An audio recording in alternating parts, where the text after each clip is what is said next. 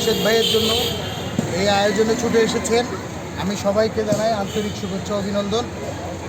বিষয়টা হলো এটা পরিষ্কার যে সব সময় আমরা তথ্য চাইতে গেলে আমাদেরকে হয় চাঁদাবাজ বানায় দেওয়া হয়, আমাদেরকে হয় রাজাকার বানায় দেওয়া হয়, আমাদেরকে তুচ্ছ তাচ্ছিল্য করা হয়। এটা ঘটে আসতেছে। এটা রাশেদ ভাইয়ের জন্য আজকে নতুন না।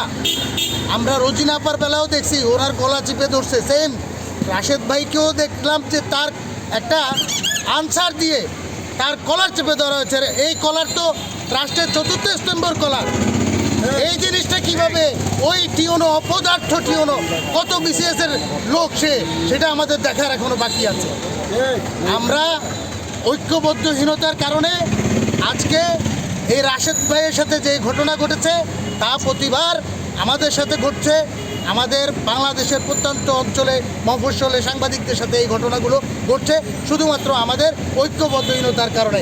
আজকে আপনারা যারা এখানে উপস্থিত হয়ে দেখিয়ে দিয়েছেন, জানিয়ে দিয়েছেন যে আমরা চট্টগ্রামে যারা উপস্থিত হই তারা সবাই একতাবদ্ধভাবে আছি। এখানে আমার শ্রদ্ধাভাজন বড় ভাই শফিক ভাই, ঠিক আছে, সে বৈষম্য বিরোধী আন্দোলনের সমন্বয়ক এবং উনি দীর্ঘদিন ধরে সাংবাদিকদের বিপদে আপদে ঝাঁপিয়ে পড়েছে। ইসমাইল ইমন, আজাদ ভাই, আমাদের হাসান আল মামুন ভাই, এই আশরাফ, এই পরিচিত মুখগুলো পিছিয়ে পড়ার ছেলেপেলে না। আমরা আজকে এই জায়গায় দাঁড়িয়েছি। গতকালকে ঢাকা প্রেস ক্লাবের সামনে দাঁড়ানো হয়েছে রাশেদ ভাইয়ের জন্য। একটা হুঁশিয়ার একটা কথা বলার আছে এখানে যে আমরা পিছিয়ে পড়ার না, আমাদেরকে এভাবে আপনারা দমিয়ে রাখতে পারবেন না। প্রধান উপদেষ্টা মহোদয়ের দৃষ্টি আকর্ষণ করছি, আপনি যত দ্রুত সম্ভব এই বিষয়টা আপনার নজরে নেন।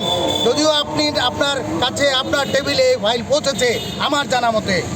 আজকে আমরাও এখান থেকে একটি ঘোষণা দিতে চাই যে আমরা জেলা প্রশাসকের মাধ্যমে চট্টগ্রামের সাংবাদিকরা একটি স্মারকলিপি পৌঁছে দিব প্রধান উপদেষ্টা বরাবর। দেখি এই ইউনো এবং এই ডিআইও এবং এই ওসি কীভাবে ব্যবস্থা নেওয়া না হয়। কারণ সত্যনিষ্ঠ সংবাদ প্রকাশের মাধ্যমে আমি যাচাই করে দেখেছি, যেই দিন ঘটনা ঘটেছে ওই দিনও আমি এই টিওনোর সাথে কথা বলেছি।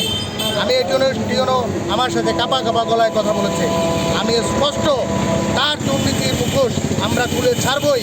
এবং আমাদের এক লেখা, আমাদের প্রিয় সাইদুর রহমান রিমন ভাই যে লেখা এখানে লিখেছে, এতে করে পরিষ্কার যে রাশেদ ভাইয়ের মতো হেনস্থার শিকারকারী যারাই হবে তাদেরকে আমরা কখনো ছাড় দেবো না, কখনো ছাড় দেওয়ার নয়।